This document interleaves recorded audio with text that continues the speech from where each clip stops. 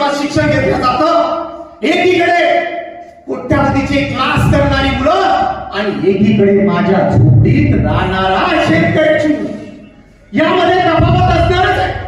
शिक्षणातील अडथळे मुळात तिथे नसून ते माझ्या गावातल्या झोपडीत आहे मित्रांनो. आणि हे अडथळे दूर करण्यासाठी आर्थिक विवंचना सोडवायची, पोटाची खळगी भरायची, का मुलाला शाळेत पाठवायचं, या विवंचनेत जगणारा माझा शेतकरी आणि या शेतकऱ्याची अवस्था तुम्ही पाहिली आहे.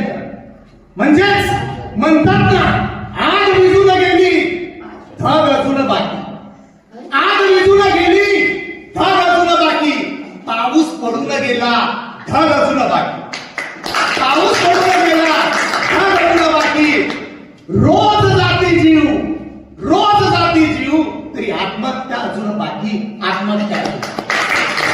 या आत्महत्येच्या विवंचनेत जगणारा माझा शेतकरी आणि त्याची मुलं ह्या जिल्हा परिषदच्या शाळेत आणि जातोय, जेव्हा त्या खूप उमेदीने वर्गात जाण्याचा प्रयत्न करतोय, सर्व तयार आहे त्याच्याकडे. आज मला माझ्या विद्यार्थ्यांना हा टॉपिक शिकवायचा आणि ते शिकवायचा, असं उराशी स्वप्न बाळगून जेव्हा तो जातोय, त्याच्या डोळ्यात इथं राबणारा शेतकरी दिसतोय आणि त्या शेतकऱ्याची मुलं जेव्हा शाळेमध्ये जात आहे आणि तेव्हा त्याला तो त्याच उमेदीनं शिकवण्याचं जेव्हा स्वप्न पाहतोय, तर हजारो मेसेज मोबाईलवर येऊन पडतात मित्रांनो.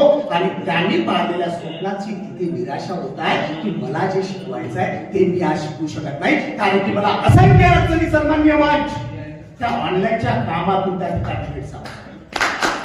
मी माझ्या जिल्हा परिषदच्या शाळेतल्या मुलांना काय शिकवा सर? आपण एकीकडे विकसित भारत 2047 मध्ये आपण स्वप्न पाहतोय.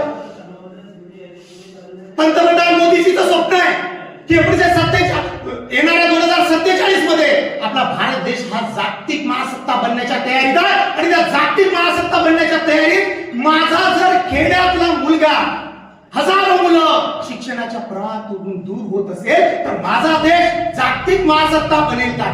बनेल? कोणत्या परिस्थितीत बनू शकतो?